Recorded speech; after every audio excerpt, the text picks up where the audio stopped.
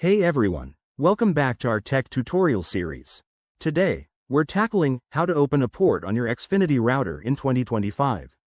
If you're into gaming, running a home server, or just need better network access, port forwarding is a game changer. It allows specific traffic to bypass your router's firewall, making your setup more efficient and secure when done right.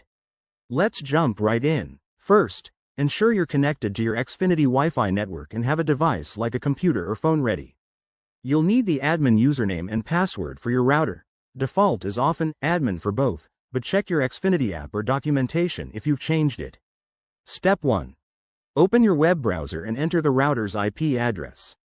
For most Xfinity routers in 2025, it's typically 10.0.0.1 or 192.168.0.1.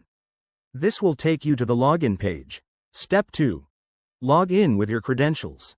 Once inside, navigate to the Advanced Settings, or Firewall, section. Xfinity has streamlined their interface, so look for Port Forwarding under the Network options.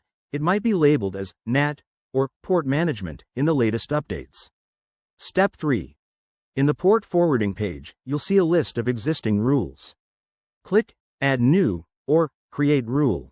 Enter the port number you want to open, for example, 25,565 for Minecraft servers. Select the protocol, like TCP, UDP, or both, and specify the internal IP address of the device on your network that should receive the traffic. Step 4. Double-check your entries to avoid conflicts, then save and apply the changes. Your router might reboot briefly, so be patient. Finally, test your setup using an online port checker tool to confirm it's working. Remember, opening ports can expose your network to risks, so always use strong passwords, enable firewall protections, and keep your firmware updated.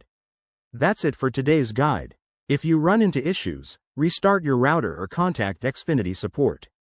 Thanks for watching. Hit that like button if this helped, and subscribe for more quick tech tips. See you next time.